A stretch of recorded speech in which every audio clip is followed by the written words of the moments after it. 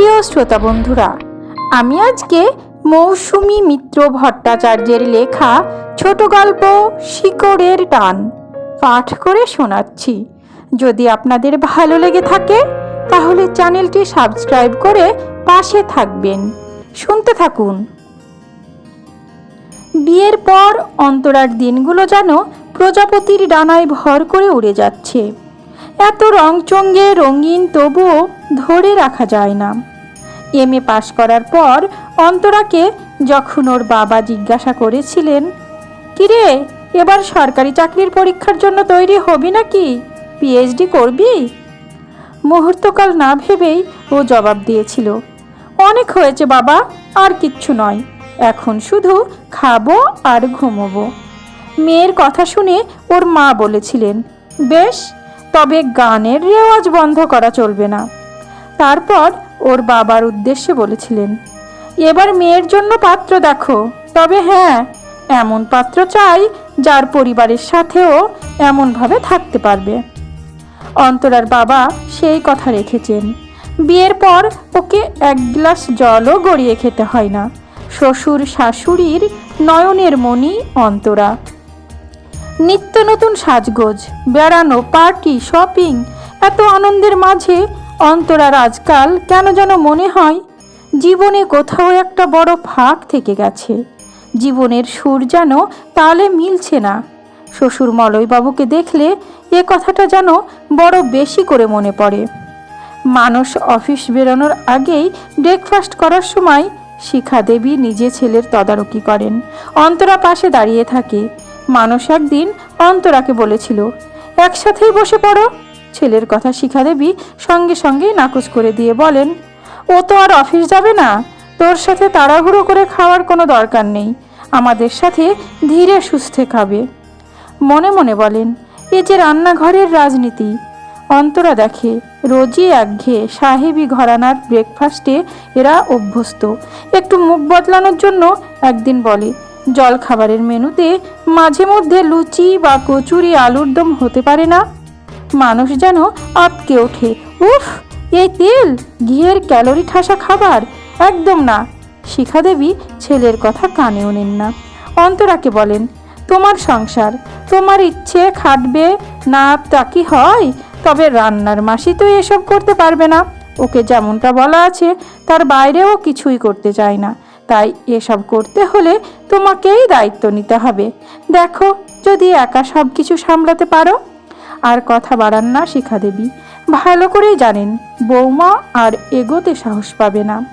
তিনি বিচক্ষণ মানুষ, তাই সংসারটি বৌমার হাতে তুলে দিয়ে শুধুমাত্র চাবিকাঠিটি নিজের কাছে রেখে দেন।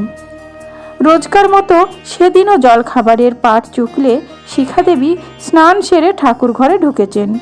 মলয়বাবু খবরের কাগজ নিয়ে সোজা নিজের ঘরে। অন্তরা রান্নাঘরের দরজায় দাঁড়িয়ে রান্নার মাসির সাথে খানিক বকবক করার পর নিজের ঘরে আসার সময় কি ভেবে শ্বশুরের ঘরে উকি দেয়। দরজার সামনে আসতেই কানে আসে, মিউজিক প্লেয়ারে খুব আস্তে আস্তে বাজছে, আমারে তুমি অশেষ করেছ এমনই লীলাতব। ও দাঁড়িয়ে পড়ে। গান শেষ হয়, ওর চোখে জল। এখনো ও বুঝতে পারে মায়ের ধরে বেঁধে শেখানো রবীন্দ্রসঙ্গীতের রেওয়াজের মধ্যেই ওর জীবনের ছন্দ বাঁধা ছিল। অনুভব করে আজ এত বৈভবের মাঝেও ও কেন তালহীন। ধীর পায়ে ঘরে ঢোকে অন্তরা, বলে, বাবা ভলিউমটা একটু জোরে দিলেই তো আমরা সবাই শুনতে পারি। মলয়বাবু খানিকক্ষণ ওর দিকে তাকিয়ে থাকেন, তারপর বলেন, তোমার শাশুড়ি আর স্বামীর রবীন্দ্রসঙ্গীত পছন্দ নয় শুনে অন্তরার কেমন যেন একটা রোগ চেপে যায়। বলে, আপনি তো পছন্দ করেন, আমিও করি। মানুষ ইংরেজি গানের ভক্ত। অফিস থেকে ফিরে ঘরে রোজ ওর পছন্দসই গান চালাই। আমার ভালো না লাগলেও শুনতে বাধ্য হই। মা গুরুদেবের স্মরণে প্রতি মাসে একদিন করে হরিনাম সংকীর্তনের আসর বসান। এটাও তো ওনার ভালো লাগার জন্যই। তাহলে সকালবেলায় সবাই যদি নিজের নিজের কাজে ব্যস্ত থাকে, তখন না হয় আমার আপনার ভালো লাগার রবীন্দ্রসঙ্গীতই বাজুক। মলয়বাবু অবাক হয়ে অন্তরার চাপা তেজের আলো দেখতে থাকেন। বড় ভালো লাগে। ওকে কাছে ডাকেন, মাথায় হাত রেখে বলেন, তুই চেষ্টা করে দেখ। পরদিন সকালে শিখা দেবী ছেলের ব্রেকফাস্টের তদারকি করছেন। এমন সময় কানে আসে রবীন্দ্রনাথের গান, বিপুল তরঙ্গরে। মা ছেলে মুখ চাওয়াচাওয়ি করে। আওয়াজটা আসছে মলয়বাবুর ঘর থেকে। অন্তরা ভলিউমটা এমনভাবে দিয়েছে যাতে উচ্চকিত না হয় অথচ বাড়ির সবার কানে পৌঁছায়। শিখা দেবী গজগজ করতে শুরু করেন। সকালবেলায় কোথায় ঠাকুরের নাম গান করবে তা নয়, এই প্যান প্যানানি গান চালিয়ে বাড়ি শুদ্ধ লোককে ঝালাপালা করে দিল। অন্তরা এসে শাশুড়িকে জড়িয়ে ধরে আবদারের সুরে বলে, মা, তোমার মুখে তো রাত দিন ঠাকুরের নাম গান শুনি, মাসে একবার অষ্টপ্রহর ধরে হরিনাম শুনি, রোজ মানুষের পছন্দের ইংরেজি গান শুনি। এখন থেকে আমার আর বাবার পছন্দের রবি ঠাকুরের গানও তোমাদের শুনতে হবে। বেশিক্ষণ নয়, রোজ সকালের এই সময়টুকু। বৌমার আবদার শিখা দেবী ফেলতে পারেন না। সকালের ব্যস্ত সময়টুকু রবীন্দ্রনাথ ঠাকুরের দখলে চলে যায়। সময় গড়ায়। অন্তরার কোলে এসেছে ফুটফুটে খুকু। খুকুর মুখে বুলি ফুটতে না ফুটতেই শিখা দেবী শুরু করেন, অন্তরা, মনে রেখো, খুকু তোমার মতো বাংলা স্কুলে যাবে না, ও পড়বে ইংরেজি স্কুলে। এবার থেকে ওই প্যানপ্যানানির বদলে বরং ছোটদের ইংরেজি গান চালালে খুকুরই ভালো হবে। মানুষও মাঝে মাঝে বলে, মায়ের কথাটা ফেলবার নয়, শুনে চললেই মেয়েরাই ভালো হবে। অন্তরা মুখে কিছুই বলে না, নিজের সিদ্ধান্তে অটল থাকে। খুকুও একটু বড় হতেই রবীন্দ্রসঙ্গীতের প্রতি নিজের বিরক্তি প্রকাশ করতে থাকে। অন্তরা ওসবে পাত্তা দেয় না। মেয়েকে বলে, তুই তো পড়াশোনা করে একদিন মস্ত চাকরি করবি, হয়তো বাইরে কোথাও চলে যাবি। আমার বাঁচার জন্য এই অভ্যাসটুকু আমাকে ছাড়তে বলিস না। বিশ্বমানের আইটি ফার্মের চেন্নাইয়ের শাখা অফিসে কর্মরত আধ্যা মাস তিনেক হলো এখানে জয়েন করেছে। চিরকাল ডাকাবুকো ধরনের হলেও এই প্রথম নিজের বাড়ির বাইরে এসে নিজেকে একটু গুটিয়েই রাখে ও। সহকর্মীদের মধ্যে বয়সে সবচেয়ে ছোট একমাত্র বাঙালি আধ্যাকে কিছুটা মজা করেই সবাই কলকাতার রসগোল্লা বলে ডাকে। ও রেগে গেলেও মুখে প্রকাশ করে না, মনে মনে ভাবে, দক্ষিণী সম্বর বড়া দোসার চেয়ে রসগোল্লার স্বাদ যে কত মধুর তা ইন্দিরি পিন্দিরি ভাষার লোকজন বুঝবে কি করে। আসলে দক্ষিণ ভারতের বেশিরভাগ আঞ্চলিক ভাষাগুলোকে আধ্যার একই রকম মনে হয়।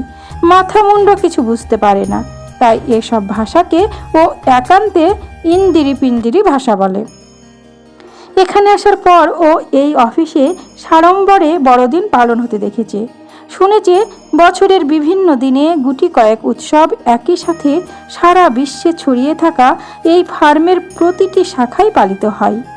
আজ 21শে ফেব্রুয়ারি, আন্তর্জাতিক মাতৃভাষা দিবস। আধ্যার অফিসের সেমিনার হলে সব কর্মী উপস্থিত। ইংরেজি মাধ্যমে পড়াশোনা করা আধ্যার মাতৃভাষা নিয়ে কোনো কালের মাথা ব্যথা ছিল না, আজও নেই। বাংলা ভাষাটা না বলতে পারলেও বাঁচে। নেহাতি দায়ে পড়ে এমন অনুষ্ঠানে ওর আশা। অনুষ্ঠান শুরু হয়েছে।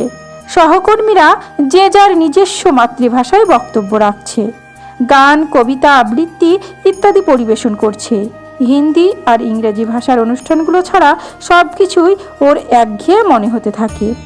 এদিক ওদিক তাকিয়ে বুঝতে পারে বেশিরভাগেরই অবস্থা ওরই মতন, যে যার মতো গল্প করছে, কেউ বা ফোনে ব্যস্ত।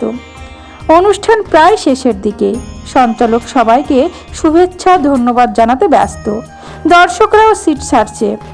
হঠাৎই আধ্যার বুকের ভেতরটা কেমন যেন তোলপাড় করে ওঠে। ও ছুটে গিয়ে স্টেজের উপর উঠে সঞ্চালকের হাত থেকে মাইকটা কেড়ে নেয়। ওর এমন আচরণে সবাই হতভম্ব। ও তখন যেন অন্য মানুষ, নিজের খেয়ালে খোলা গলায় গেয়ে ওঠে, মমচিত্তে নিতে নিতে কে যে নাচে। ওর গান শুনে সবাই দাঁড়িয়ে পড়ে। গানের ছন্দে তাল মিলিয়ে সহকর্মীরা তালি দিতে থাকে। গান শেষ হলে হাত তালিতে হল ফেটে পড়ে। সমস্বরে আজ ওঠে, আধ্যা আধ্যা। আজ ওর মনে হয় মাতৃভাষা মায়ের মতোই বড়ই আপন।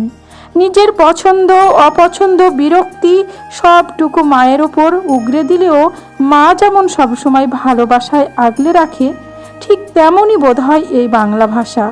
তা না হলে কোনো দিন না শেখা, মন দিয়ে না শোনা গানটা এমন অনায়াসে সে গাইল কি করে? ফোনের ওপার থেকে খুকুর কাঁপা কাঁপা গলা, জানো মা, রবীন্দ্রসঙ্গীত বড্ড ভালো।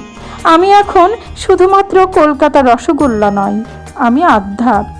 অন্তরা মেয়ের এইসব কথার মাথা মুন্ডু কিছু বুঝতে না পারলেও অনুভব করে নিজের সত্তার শিকড় মেয়ের মনেও ছড়িয়ে পড়েছে। ধীরে ধীরে মেয়েকে বলে, যা কিছু আপন তা চেতনা জুড়ে থাকে, তার লয় ক্ষয় নেই। চেষ্টা করেও তাকে অস্বীকার করার কোনো উপায় নেই রে। ফোনটা নামিয়ে রাখে অন্তরা। বিকেলের মরা আলোটা হঠাৎই যেন উজ্জ্বল হয়ে ওঠে। দূরে কোথাও কোকিল ডাকছে। চারিদিক আজ বড়ই ছন্দময়। সমাপ্ত। গল্প শিকড়ের টান। কলমে মৌসুমী মিত্র ভট্টাচার্য। কণ্ঠে আমি রোজি।